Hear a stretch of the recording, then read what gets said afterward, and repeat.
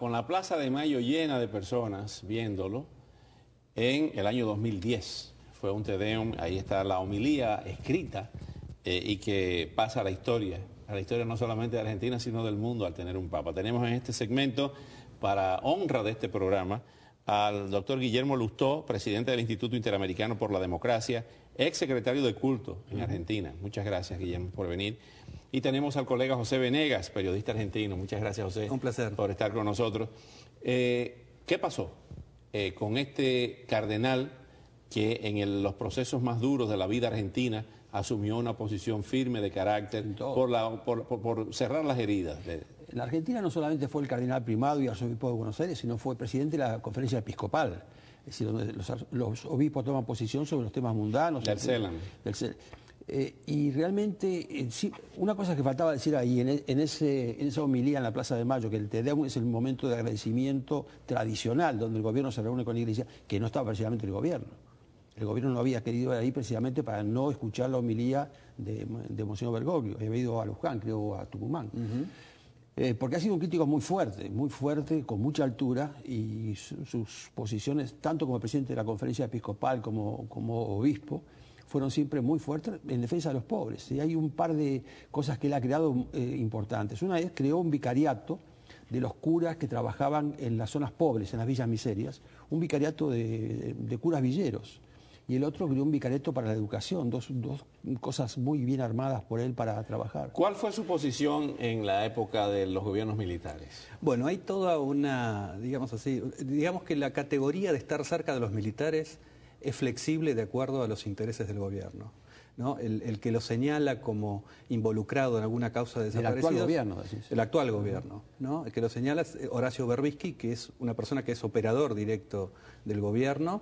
Y de los Kirchner. Y por otro lado, a la vez que alguien puede entrar en la categoría de colaborador con los militares si es enemigo o considerado enemigo por los Kirchner, a su vez también puede ser perdonado, porque el canciller de la Argentina era director de un periódico que se llamaba La Tarde, que era un órgano oficial creado para defender a los militares. Así que esta cuestión de ser señalado como cercano o no a los militares hay que tomarla con pinzas, porque en la Argentina hay un aparato de información y difamación de estilo fascista, y el cardenal Bergoglio pasó a la categoría de enemigo cuando dio una homilía similar a esta en el año 2004, y Kirchner consideró que alguien que llamaba a la armonía y a bajar, digamos, los estados de ánimo, era directamente un enemigo, ¿no? A cerrar las heridas. No, y tuvo una frase que fue el demonio también se puede vestir con sotana o algo por el estilo, dijo refiriéndose a Bergoglio, ¿no?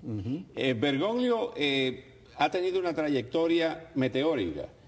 Hace 10 años era un simple párroco, un simple sacerdote, y ha llegado a papa. Eso es un fenómeno que más se explica. De 10 años, ¿no? Más de 10 años. Más de 10 años. Sí, en el 98 ya era obispo, ya era cardenal en el 2000. En el 2001, y obispo en el 98. En el 98, por eso digo, fue más que... Además fue provincial de los jesuitas, lo cual es un cargo también importante. Ya, la significación para la Iglesia Católica en Argentina, vamos a hablar, ya hablamos con los sacerdotes en los segmentos anteriores de la significación para Latinoamérica, pero en el caso de Argentina, ¿en qué medida puede gravitar esta elevación a Papa en la vida nacional? Desde el punto de vista de vida nacional, paradójicamente, yo creo que saca a un hombre de mucha claridad mental y de mucha decisión de la Argentina. Es decir, una cosa iba a ser el presidente de la conferencia episcopal, que ya no lo era porque no podía hacerlo, pero ser el cardenal primado, y otra cosa es que ahora como papa seguramente tendrá menos relación con la Argentina. Pero creo que es un aval para la actitud que él ha tenido, que ahora se transforme en papa, porque sería bueno que la Iglesia mantuviera la posición que ha tenido, y la posición de defensa de los pobres, contra la corrupción, contra el no diálogo. Son cosas que a la Argentina le hace mucha falta hoy. Le hace mucha falta hoy.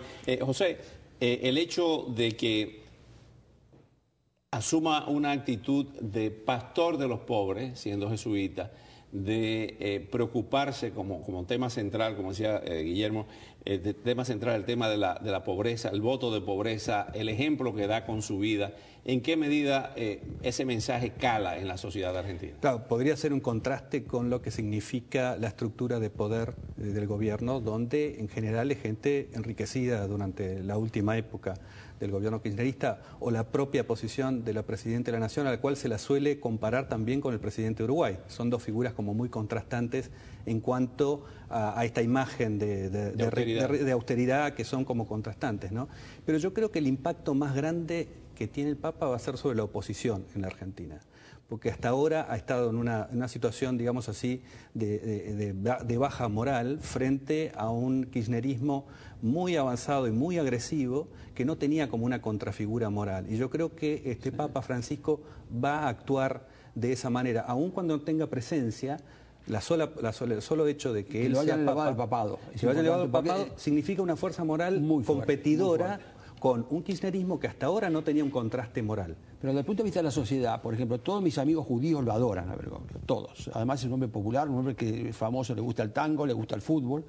El equipo al que él pertenece. Porque mandó a poner una placa de una persona que salvó a los judíos, que protegió a los judíos en la época del Holocausto. Bueno. Es interesante en Buenos Aires. Ahora bien, escribió un libro, Las conversaciones entre Juan Pablo II, ahí vemos la portada del libro, Diálogos entre Juan Pablo II y Fidel Castro.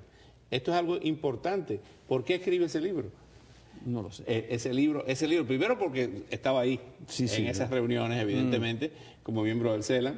Y es un aporte a la historiografía de la Iglesia Católica, esa relación entre la Iglesia Católica y el régimen de La Habana. Ahora, José, en los creyentes, en los católicos que dejaron de ir a la iglesia, que dejaron de tener esa fe, no quiero llamarlos ex católicos, pero sí que se alejaron de la cercanía con su iglesia, ¿esto puede revertir esa tendencia? Sí, es muy posible, porque es una figura carismática, y sobre todo en la Argentina hay mucho católico y poco practicante, ¿no? Sobre todo en los últimos años. Pero él, a pesar de que se opuso al matrimonio de homosexuales, por ejemplo, reclamó respeto para los homosexuales, ¿no? Dentro de lo que podía hacer de la Iglesia Católica fue una apertura, declaró que se los respetara. Sí. Tiene posiciones conservadoras en la doctrina, en esta cuestión, mucha en el aborto, comprensión. pero eso abarca a los católicos, a los que quieren estar dentro, digamos, ¿no? No tiene autoridad sobre la legislación. Yo creo que para lo que es la figura de Bergoglio como hombre humilde, como hombre de pueblo, y además como reclamando las cosas que falta en Argentina, este papado es una consagración para la gente que lo apoyaba y que lo pensaba en él. Que lo pensaba en él. Muchas gracias, Guillermo Lustó, muchas gracias, José Venegas, por venir al programa.